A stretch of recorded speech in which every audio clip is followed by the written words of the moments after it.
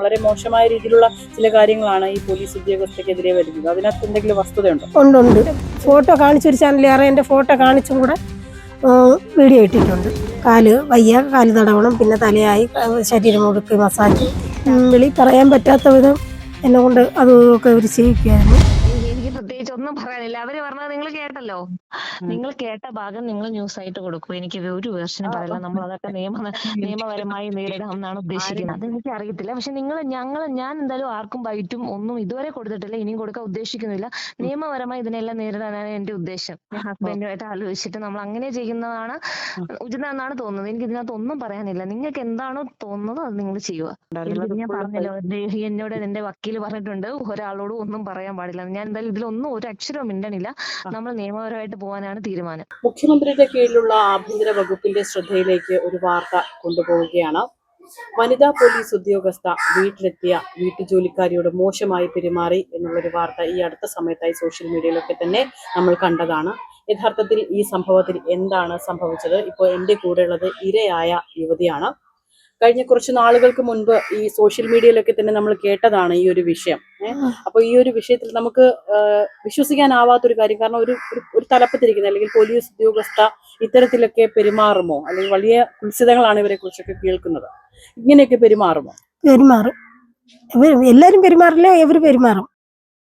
Madam എന്ന് പറയുന്ന വ്യക്തി പെരുമാറും. നമ്മൾ അവരുമായിട്ട് എങ്ങനെയാണ് അവിടെ എത്തുന്നത്? എത്തിപ്പെടേണ്ട സാഹചര്യം എങ്ങനെയാണ്? ഞാൻ ഒരു പുനലൂർ ഓഫീസ് വഴിയാണ് പോകുന്നത്, ഏജൻസി വഴി.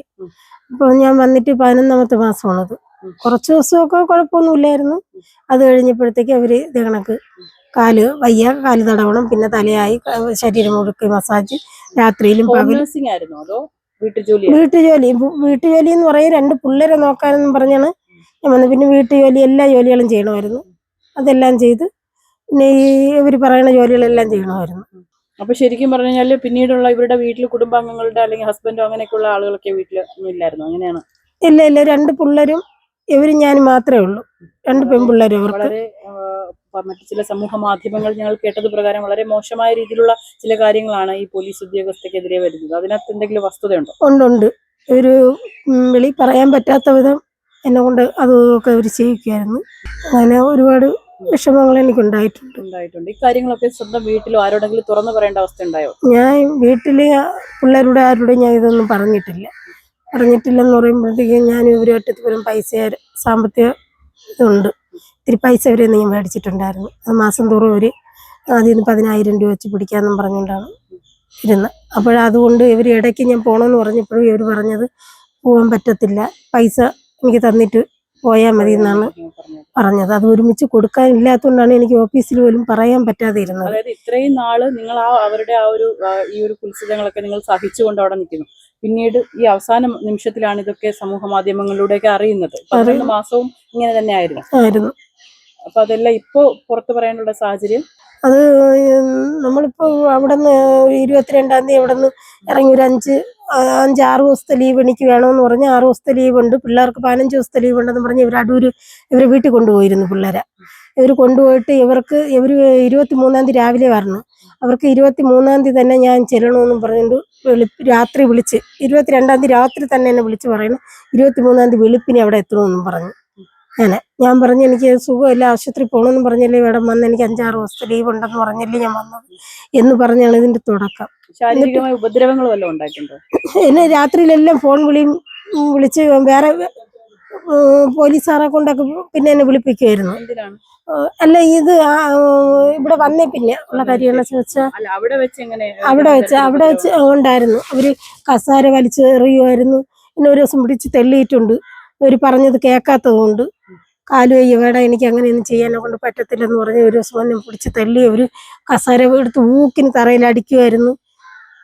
എന്ത് സാധനം കൈ കിട്ടും, ഭയങ്കര ചീത്ത വിളിയാണ്. ചോദിക്കുന്നത് കൊണ്ടൊന്നും തോന്നരുത്. കാരണം നമുക്ക് ഇത്തരം കാര്യങ്ങളിലൊക്കെ നമുക്കൊരു തെളിവുകളോ ഒന്നും തന്നെ സമർപ്പിക്കാൻ, ഒരു CCTV അങ്ങനെയുള്ള കാര്യങ്ങളൊന്നും തന്നെ ആ വീട്ടിലില്ലേ? നമുക്ക് എന്ത് തെളിവാണ് ഈ ഒരു കാര്യത്തിൽ കൊടുക്കാൻ പറ്റുന്നത്? സാധാ ഒരു SI ആയാലും പോലീസ് ആയാലും അവരെ വീട്ടുകളിൽ കാണുന്നതാണിത്. ഇത് എവിടെ ഇല്ല, മാഡത്തിന്റെ വീട്ടിലില്ല, CCTV ഒന്നും ഇല്ല. അപ്പൊ അതുകൊണ്ട് തന്നെ നിങ്ങൾക്ക് ഒരുപക്ഷെ കോടതിയിൽ അല്ലെങ്കിൽ പോലീസ് സ്റ്റേഷനിലൊക്കെ എനിക്ക് അങ്ങനെ ഇതൊന്നും തെളിയിക്കാൻ പറ്റാത്ത ഒരവസ്ഥയാണ്. ഇങ്ങനെ എനിക്ക് പറയാന്നുള്ളതേ ഉള്ളൂ, തെളിയിക്കാനായിട്ട് യാതൊരു വഴിയും അവിടെ ഇല്ല. ഒന്നും തന്നെ ഇല്ല. അപ്പൊ ഇത് ഒരു ആരോപണം മാത്രമാണെന്ന് പോലീസ് അവർ പറഞ്ഞാൽ എന്ത് ചെയ്യും? കാരണം ഒരു പോലീസുകാർക്കെതിരെ, അതായത് നമ്മുടെ നിയമ സംവിധാനങ്ങളെ, നിയമപാലകർക്കെതിരെയാണ് വലിയ രീതിയിലൊരു വിവാദം ഇപ്പോൾ വന്നിരിക്കുന്നത്. അപ്പോൾ അങ്ങനെയാണെങ്കിൽ നിങ്ങൾ എന്ത് ചെയ്യും? അത് അന്ന് ഞാൻ അവിടെ പോയപ്പോഴും ഇവരായിട്ട് സംസാരിച്ചപ്പോഴത്തേക്ക് ഇവർ എൻ്റെ കൂടെ പറഞ്ഞു, അവർ ഏതറ്റം വരെയും പോകും, എനിക്ക് വേണ്ടി 5 ലക്ഷം രൂപ അവർ മാറ്റി വെച്ചിട്ടുണ്ടെന്ന് പറഞ്ഞു. പക്ഷെ എനിക്ക് അങ്ങനെ 5 ലക്ഷം രൂപ മാറ്റി വയ്ക്കാനൊന്നും എൻ്റെ കയ്യിലില്ല. പക്ഷെ അത് ഞാൻ എത്ര കഷ്ടപ്പെട്ടായാലും നിയമം ഒഴിക്കാട്ടെ ഞാൻ പോകത്തുള്ളൂ. അത്രത്തോളം ഞാൻ അത്രത്തോളം വിഷമിച്ചെന്ന് പറയാം. അത്രത്തോളം ഇവർ എന്നെ വിഷമപ്പെടുത്തി. ഇപ്പൊ നിലവിൽ സാമ്പത്തിക ഇടപാട് എന്തെങ്കിലും ഉണ്ട്? സാമ്പത്തിക ഇടപാട് ഒരു 15,000 രൂപ അവർക്ക് കൊടുക്കാനുണ്ട്. ആ പൈസയും കൊണ്ട് ഞാൻ എൻ്റെ സാധനം എടുക്കാനായിട്ട് അവിടെ പോയി. അവിടെ ചെന്നപ്പോഴത്തേക്ക് അവർ ആ സാധനം എടുക്കാൻ എന്നെ സമ്മതിച്ചില്ല. അവർക്ക് ഗൂഗിൾ പേ ചെയ്ത് കൊടുക്കാമെന്നും പറഞ്ഞാണ് പോണത്. അവിടെ ചെന്നപ്പോൾ അവരെ കാൽച്ചോട്ടിൽ ഞാൻ പൈസ വെച്ച് അവരെ കാല് പിടിക്കണമെന്നും പറഞ്ഞുകൊണ്ട് അവരെന്നെ പ്രശ്നം. എൻ്റെ സാധനങ്ങൾ തന്നില്ല, പൈസയും ഞാൻ കൊടുത്തില്ല. അത് കഴിഞ്ഞാണ് അവരിവിടെ വരണത്. അവർ എന്ന് പറഞ്ഞ ഒരു പോലീസുകാരനെയും കൊണ്ടാണ് ഇവിടെ വന്നത്. ഈ വീട്ടിൽ വന്ന് ഇവിടെ ഒരു സുഖമില്ലാത്ത അമ്മ ഉണ്ടായിരുന്നു. ആ അമ്മയുടെ കയ്യിൽ നിന്ന് താക്കോല് പിടിച്ച് മേടിച്ച് കതവ് തുറന്ന് എൻ്റെ സാധനങ്ങളെല്ലാം വാരി കുടഞ്ഞിട്ട്. ഈ ഒരു സംഭവത്തിൽ നിങ്ങളിപ്പോ നിലവിൽ എവിടെയൊക്കെയാണ് പരാതി കൊടുത്തിരിക്കുന്നത്? മുഖ്യമന്ത്രിക്ക്, കമ്മീഷൻ ഓഫീസിൽ കൊടുത്തു. അപ്പൊ ദളിത് വിഭാഗത്തിലുള്ള ഒരു യുവതിയാണ്, അതുകൊണ്ട് തന്നെ SC ആക്ട് പ്രകാരം ഒക്കെ തന്നെ കേസ് ഫയൽ ചെയ്തിട്ടുണ്ട്. നിലവിൽ CMB ഫയൽ ചെയ്തിട്ടുണ്ട്? ഇല്ല. പോലീസുകാരി ആയതുകൊണ്ട് ഒരു ഈ കേസ് എങ്ങനെയെങ്കിലും തിരിച്ചു കൊണ്ടുവന്ന് എൻ്റെ തലയിൽ തന്നെ വെക്കുമെന്നുള്ള ഉറപ്പെനിക്കുണ്ട്. അതെന്താ അങ്ങനെ പറയാൻ കാരണം? അങ്ങനെ പറയാൻ കാരണം അന്ന് സ്റ്റേഷനിൽ വിളിപ്പിച്ചപ്പോഴും ഇവരെ ഒത്തുതീർക്കണമെന്നുള്ളൊരു സംസാരം അവിടെ ഉണ്ടായിരുന്നു. അങ്ങനെ ഒത്തുതീർക്കാനും അവരായിട്ട് സംസാരിക്കാനും എനിക്ക് താല്പര്യമില്ലെന്ന് പറഞ്ഞാൽ അത് വേറെ പ്രശ്നമൊന്നുമില്ല, അത് അങ്ങോട്ടും ഇങ്ങോട്ടും സംസാരിച്ച് കളയാന്നുള്ള രീതിയിൽ അവിടെ സംസാര വിഷയം ഉണ്ടായിരുന്നു. അതുകൊണ്ട് എനിക്കിപ്പോൾ ഭയമാണ് സ്റ്റേഷനിൽ പോവാൻ. ഇതുവരെ എൻ്റെ മൊഴി എടുത്തിട്ടില്ല, FIR ഇട്ടിട്ടില്ല. പിന്നെ അവർ വിളിക്കാന്ന് പറഞ്ഞ് ഞാൻ വന്ന്. പിന്നെ 2 ദിവസം മെനങ്ങാന്ന് തന്നെ വിളിച്ചിട്ടുണ്ടായിരുന്നു. ഞാൻ ആശുപത്രിയിലായിരുന്നു, പോയില്ല. 2 ദിവസം കൊണ്ട് സുഖമില്ല, അതുകൊണ്ട് ഞാൻ പോയില്ല. എനിക്ക് പോവാൻ ഇപ്പം പേടിയാണ്. കാര്യം എന്തെന്ന് പറഞ്ഞാൽ നമ്മളെ FIR ഇടാൻ വിളിപ്പിച്ചിട്ട് അവരെ വിളിച്ചു വരുത്തേണ്ട കാര്യം ഇല്ലായിരുന്നു. എനിക്ക് അവരെ കാണേണ്ട കാര്യമില്ല എന്ന് പറയുമ്പോഴത്തേക്ക് അത് ഞാൻ എനിക്ക് ഭയമുണ്ട്. അവർ ഒരുപാട് പോലീസുകാരെ കൊണ്ടായിരുന്നാലും ഒരുപാട് പേരെ കൊണ്ട് എന്നെ വിളിച്ച് രാത്രിയും പകലും ഒക്കെ എന്നെ വിളിപ്പിക്കുന്നുണ്ടായിരുന്നു എൻ്റെ ഫോണിൽ. അത് കഴിഞ്ഞിപ്പോൾ എനിക്ക് പേടിയാണ് പുറത്തിറങ്ങാൻ. എനിക്ക് എന്നെ ഒരു സ്ഥലത്ത് ജോലിക്ക് പോലും പോകാൻ സമ്മതിക്കില്ല പറഞ്ഞിട്ടുണ്ട്. അതുകൊണ്ട് പുറത്തിറങ്ങാൻ പോലും എനിക്ക് പേടിയാണ്. എൻ്റെ പിറകിൽ ആരും ഇല്ലെന്ന് ഇവർക്കറിയായിരുന്നു. അതുകൊണ്ടാണ് അവർ ഇത്രയും എന്നെ വെച്ച് അവർ മുതലെടുത്തത്. അതേ കണക്ക് എൻ്റെ മക്കളെയും അമ്മയും അച്ഛനെയും എല്ലാവരെയും ഇവർ ക്യാഷ് കൊടുത്താണ്, വിലക്കെടുത്താണ് ഇപ്പോൾ എനിക്ക് നേരെ തിരിച്ച് അവർ ഈ വീഡിയോ ഇറക്കിയത്. അതിലെനിക്ക് വീഡിയോ വന്നിട്ടുണ്ട്. അതിലൊന്നും എനിക്ക് വിഷമമൊന്നുമില്ല. പക്ഷേ ഈ മേഡത്തിന് വേണ്ടി ഞാൻ യാതൊറ്റം വരെയും ഞാൻ പോയിരിക്കും. എന്നെ കൊണ്ടുവെക്കുന്നത് പോലെ എനിക്ക് നീതി വേണം. 3-4 ചാനലുകാർ എന്നെ കാണാൻ വന്നിരുന്ന് വീഡിയോ എടുത്ത് പോയിട്ട് പിന്നെ മേഡത്തിന് വേണ്ടിയാണ് അവർ വീഡിയോ ഇട്ടതും എനിക്ക് വേണ്ടി എതിരായിട്ടുള്ള ന്യൂസ് ഇട്ടിട്ട് എൻ്റെ ഫോട്ടോ കാണിച്ചൊരു ചാനലുകാരെ എൻ്റെ ഫോട്ടോ കാണിച്ചും കൂടെ വീഡിയോ ഇട്ടിട്ടുണ്ട്.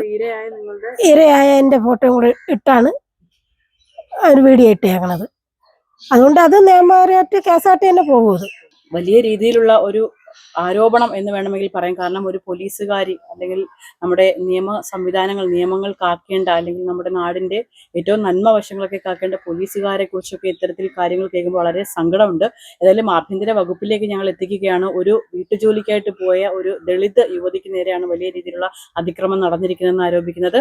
അപ്പോൾ ഏതായാലും ഈ വരും ദിവസങ്ങളൊക്കെ തന്നെ ഈ പരാതി കൊടുത്തിട്ടിൽ നിന്നും കൃത്യമായ രീതിയിലുള്ള അന്വേഷണം ഉണ്ടാകട്ടെ. ഈ അന്വേഷണം ഇവർ പറഞ്ഞ കാര്യങ്ങൾ പ്രകാരം അന്വേഷണം ഇവരെ ഭാഗം നീതീകരിക്കുന്നതാകട്ടെ. ക്യാമറമാൻ അഗ്നി ജുവലിനൊപ്പം ബിൽവൻസൺ, വിസ്മയ ന്യൂസ്.